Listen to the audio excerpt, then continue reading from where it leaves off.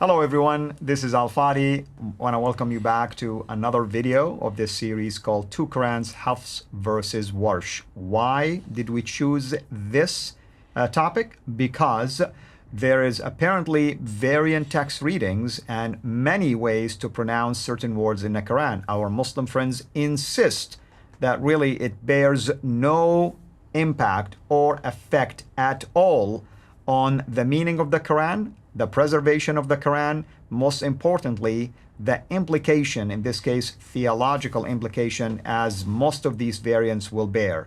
All that to say is, we want you to be the judge. Do they sound the same when we read these two particular comparisons side by side for each verse that we are going to highlight for you? Do they sound the same or do they sound different? Do they mean the same or do they mean differently, whether from a theological standpoint, from a linguistic standpoint, or just from bare pronunciation? That's what we want you to at least walk away from these videos. And here's another thing, Jay. We've been doing this now for a few videos. Our Muslim friends insist also that there's this preservation through memorization and oral transmission. Well, this actually flies in the face of that. This shows that there has been flaws in the memory, that someone couldn't remember exactly how it was being read. Exactly, and what we're going to find out, and what we have been showing is, if you memorize it just by changing one letter or changing one dot or one vowel, in this case we're looking at two vowel changes. We're looking at a vowel change, one from a kasra to a fatha, from an E sound to an A sound. How did they memorize it? Did they memorize it with the E, the kasra, or did they memorize it with the A? Well, it looks like the Egyptians, it's the E. It looks like with the Iraqis, it's the A. Does that change the meaning? Yes, it does. Let's take a look at chapter 2, verse 125. Now, I want to look over here. Oh, just point there to over there. Can you see that's right a kasra at the bottom? See the kasra below the kaf? This one right here. Okay, right. And here's the kaf here, and you notice it's actually... You're talking about the kha, right? The kha right there. There it is there. You can see a a above it, which is a fatha. Yeah. So there's a fatha here, there's a kasra there. That's an E sound, that is an A sound. To do it in Arabic and unpack it from Arabic. Well, in Arabic, Hafs sounds basically this way. وَاتَّخِذُوا. That's the kasra. That's the one. Right here. اتَّخِذُوا. Right here in Warsh, it will sound وَاتَّخَذُوا. Fatha. تَخَذُوا. You can see the difference here. Now, let me tell you. One is imperative, command, right here in Hafs.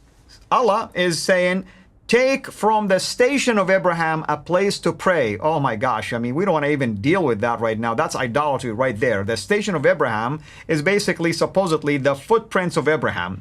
Take a place to pray. And you've seen that, you've been there. Oh yeah, absolutely. It's encased in golden, station with glass. You can see it right there. So here's a command, وَاتَّخِذُوا. Right there, it's a report. Somebody's reporting that someone took this position in the past, have taken this position. Well, is Allah asking people to do this for the first time? Or is he imitating someone else who did this position? And one is in the present. He's saying, do it right now. That is right. In the past, and it's already been done. The action has already taken place. So Hafs is addressing a plural form, take you, because that's in a plural form, which fits the context better than the Warsh, because this should be a plural if it's been done by many people. So you have a number of problems here. Not only you have grammatical difficulties, you've got a theological problem, because is this something that God is demanding, or is it something that's already happened? You also have a time problem. Is it happening present, or did it happen in the past? You cannot say that this is incidental. This has no difference in meaning. This has not only a different meaning, I would suggest this has a whole difference as to what God imposes upon you. Because I would like to know if God wants us to do that, or if we can do it ourselves. That's right. And remember, Islam is a religion of works. These are very important actions, rituals that you have to do. Here, Allah is reporting that now we have made the house, right, the place for prayer, to be a safe place right now. And as a result, I want you now to go ahead and do this. Over there is like we just took it over, but here is what the people who were there used to do. There you go. What does that mean? Well, You want me to continue to do what they're doing? I thought it was taken out of the idolaters, wasn't it? There you go. So you can see, coming and going, we're going to have completely different contexts. We're going to have completely different meanings. We're going to have, in this case, also a difference in doctrine. So I would love to know what Shepherd Ali does with this. We're going to just keep coming up because we're going to come up with more after more after more. Now, the next one we're going to be doing is we're going to stay in chapter 2, and then we're going to move to verse 140. Very good. You've heard the man. We'll see you next time. God bless you. Thank you for watching this video. Be sure to like and subscribe to our channel Sura International and click on the bell so that you receive notifications whenever we publish a new video or go live. I would also like to appeal to you to consider becoming a Patreon patron by clicking the link right below. By doing so, you can give towards the production of these videos. There are also other options for you where you can give to our channel. I thank you from the bottom of my heart.